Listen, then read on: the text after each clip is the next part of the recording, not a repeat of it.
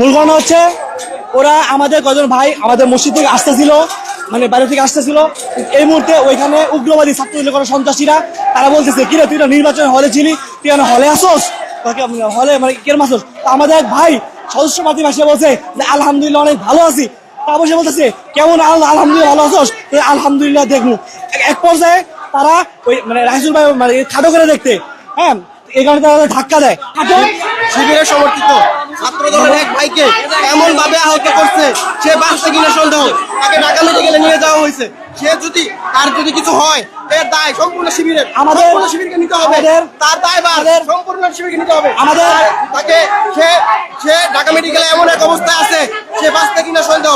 তার ডান পাশে শিবির, ডান পাশে ছুরি লাগানো হয়েছে, ছুরির করা হয়েছে। ছাত্র দলের কর্মীকে সর্বপ্রথম ছুরির আঘাত করে, তারপরে এই পরিস্থিতি হয়। দলের এই পরিস্থিতির জন্য সম্পূর্ণ শিবির দায়ী, সম্পূর্ণ শিবির দায়ী, সম্পূর্ণ শিবির দায়ী।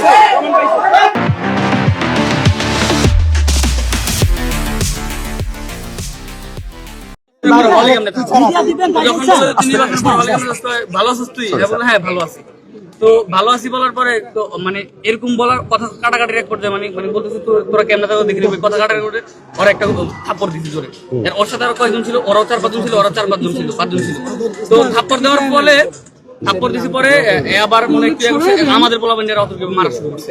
তো মারা শুরু করার পরে আমাদের হলে যারা ছিল তারাও একটু আসছে। এখানে একটা হাতাহাতি দেওয়ার পরে এদের পোলাপান অস্ত্র শুনে আমাদের পোলানে ধাওয়া করছে। ধাওয়া করে যেহেতু আমাদের পোলাপান কম ছিল এখানে, তো আমাদের পোলাপান একটু বিচ্ছিন্ন হয়ে গেছে। হওয়ার পরে এরা হলে গেছে, মানে আমাদের যারা ঘুমাইছিল তারা ভোরে যারা ঘুমাই গেছে। কারণ 12টা মানে হচ্ছে মানে ভোরাতে তো উঠতে হবে, তারা ঘুমাই গেছিল। তো ঘুমাই যাওয়ার পরে এরা আমাদের প্রত্যেকটা রুমে গিয়ে, এখন যদি আপনি দেখে আসেন, আমাদের প্রত্যেকটা রুমে গিয়ে তসতস করে ফেলছে।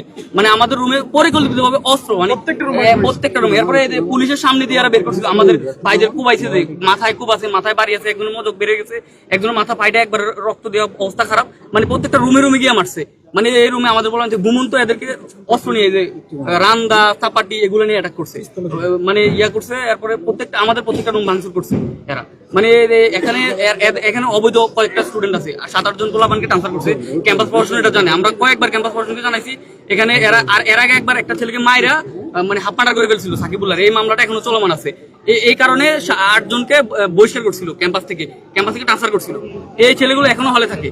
এই ছেলেগুলো হলে থেকে এই অরাজকতা করতেছে। আবার ছাত্রলীগের 4-5টা ছেলে আছে যেগুলো মানে ছাত্র দলের থেকে শেল্টার দিচ্ছে। এই 4-5টা ছেলে ছাত্রলীগ করতো আগে, এবং চিহ্নিত ছাত্রলীগ। এই ছেলেগুলাকে ছাত্রদল শেল্টার দিচ্ছে। শেল্টার দিয়ে তারা এই অপকর্মগুলো করাচ্ছে। তারা ছাত্রদল মানে ছাত্রলীগে ছিল আগে, এরা সব জানে। এখানে চাঁদাবাজি সব করে। এই এখানে অনেকগুলো রিস্টার ছিল, এই চাঁদাবাজিগুলো আমরা বন্ধ করছি।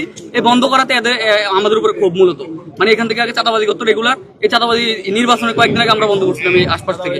এখন আবার নতুন করে বসতে যাচ্ছিল। এই ইস্যুকে কেন্দ্র করে এরা একটা ইস্যু বানাচ্ছে হল দখলের কারণে। নির্বাচনের পরে এরা এখন হল দখলের পায়তারা নিয়ে বসে আছে এখানে।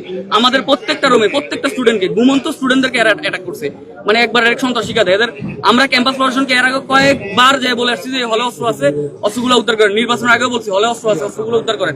ক্যাম্পাস প্রশাসন এটা মানে দায়টা অস্বীকার করতে পারেন। আমরা যে বলছি অস্ত্র আছে এখানে, কিন্তু ক্যাম্পাস প্রশাসন কোনো ভ্রুক্ষেপ করে নাই। আজকে এরা এই অস্ত্র সহ অ্যাটাক করছে। এই যে পুলিশের সামনে আপনার সেকেন্ড অফিসার ছিল, একটা ছেলে লাঠি নিয়ে আমাদের পোলাপান্ডে দৌড়াই গেছে। আমি সামনে যে বলছি এই ছেলেকে ধরেন, কিন্তু পুলিশ ধরে আবার পরে ছেড়ে দিয়েছে। লাঠি নিয়ে দৌড়াই গেছে, মানে আমাদের লোকজনকে মারতে। কত বড় সাহস! মানে রাস্তায় দৌড়ায় মারতেছিল। আমাদের 8-9টাকে ছাড়া যায় বের করে আনছে, মানে একবার আহত। ইঞ্জুরি সংখ্যাটা আমরা এখন জানি না। আমরা যতগুলো বের করতে পারি পাঠাইছি, এখন খোঁজ নিতে হবে কয়জন। এরপরে দেখেন এরা আবার এখন মব করতেছে হলের মধ্যে। এখন ভিতরে আছে, এখানে প্রশাসনের যে আপনাদের যে হলের হল সুপার ওনারা আছে, আপনার কথাগুলো শুনছে ওনারা। আপনার যে অভিযোগ ওনারা এখন উত্তর দেন। এখানে মিডিয়ার লোকজন আছে যারা, তাদের কাছে ওনারা বলুক যে এই যে অভিযোগগুলো আপনাদের কাছে শুনাইল, হলের কর্তৃপক্ষ, হল কর্তৃপক্ষ রুম বাঁধতেছে।